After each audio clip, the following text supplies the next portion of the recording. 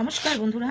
তো আজকে আমি টিটির ডিমগুলো দেখাচ্ছি। সত্যিকারে আমি ভাবতেই পারিনি যে আমার টিটিগুলো এতগুলো ডিম পারবে, কিন্তু ডিম থেকে তো অনেক কিছু কথা মনে পড়ে যাচ্ছে।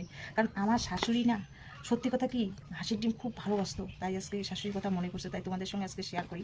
খুব ভালো লাগে শেয়ার করতেও, তো বন্ধুরা আমার খুব ভালো লাগে। তো ভাবতেই পারিনি যে আমার টিটিগুলো এত তাড়াতাড়ি এনে প্রথম যেদিন নিয়ে এসেছে হাঁস, সেই দিনেই এই ক্যাম্বেল ডিম, মানে ক্যাম্বেল হাঁসটা, এই নীল ডিমটা আসছে।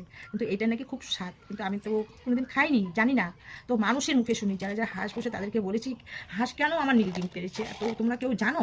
তো ওরা বলছে এটা ক্যাম্বেল হাঁস গো, তোমার এই ডিমটা খুব স্বাদ লাগবে। শুধু একটাই ডিম পেরেছে, মানে যেখান থেকে নিয়ে এসেছে হয়তো ডিম পাড়া শেষ হয়েছে। তো আরও আছে কিছু ডিম, এখানে আছে কিছু, কিন্তু একে রঙের কৌটার মধ্যে রেখে দেওয়া হয়েছে কিছু। এখানে আছে 2 3 4 5 6 7টা ডিম, আর এখানে আছে 2 4 5 6 7টা ডিম। এখানে এই 13 থেকে 14টা ডিম, আর খাওয়াও হয়ে গেছে ইতিমধ্যে। তো বন্ধুরা আমার টিটির ডিমগুলো তোমাদের কেমন লাগলো অবশ্যই কমেন্টে জানিও। ঠিক আছে বন্ধুরা।